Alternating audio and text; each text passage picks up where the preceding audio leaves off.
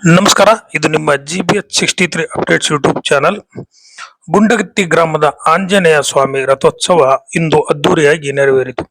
ಹರಪನಹಳ್ಳಿ ತಾಲೂಕಿನ ಗುಂಡಗತ್ತಿ ಗ್ರಾಮದ ಆಂಜನೇಯ ಸ್ವಾಮಿ ರಥೋತ್ಸವ ವಿವಿಧ ವಾದ್ಯಗಳೊಂದಿಗೆ ದಿನಾಂಕ 2-4-2026 ಗುರುವಾರದಂದು ಸಂಜೆ ಅದ್ದೂರಿಯಾಗಿ ನೆರವೇರಿತು.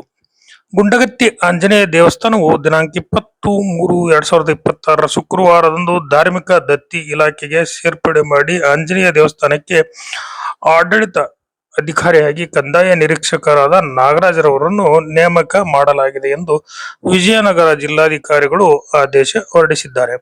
ಧಾರ್ಮಿಕ ದತ್ತಿ ಇಲಾಖೆ ವತಿಯಿಂದ ಭಕ್ತಾದಿಗಳಿಗೆ ಸರತಿ ಸಾಲಿನಲ್ಲಿ ನಿಂತು ದರ್ಶನ ಮಾಡಲು ಸೂಕ್ತ ವ್ಯವಸ್ಥೆ ಮಾಡಲಾಗಿತ್ತು.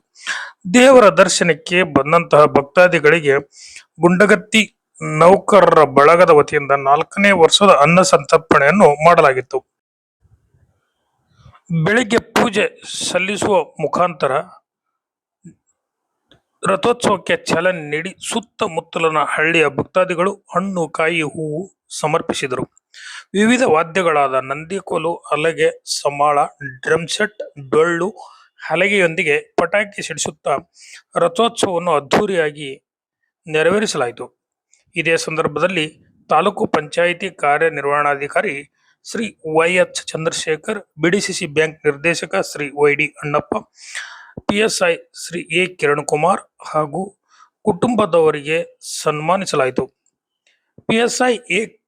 ಕಿರಣಕುಮಾರ್ ಅವರ ನೇತೃತ್ವದಲ್ಲಿ ಸೂಕ್ತ ಪೊಲೀಸ್ ಬಂದೋಬಸ್ತ್ ವ್ಯವಸ್ಥೆ ಮಾಡಲಾಗಿತ್ತು.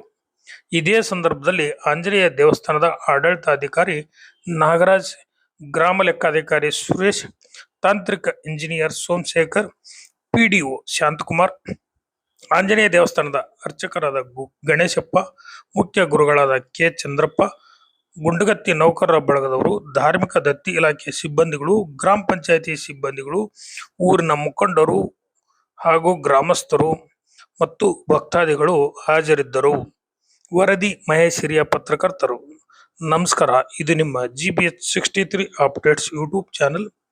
ದಯಮಾಡಿ ನಮ್ಮ ಚಾನಲ್ ಸಬ್ಸ್ಕ್ರೈಬ್ ಮಾಡಿ, ಶೇರ್ ಮಾಡಿ, ಲೈಕ್ ಹಾಗೂ ಕಮೆಂಟ್ ಮಾಡಿ. ಧನ್ಯವಾದಗಳು.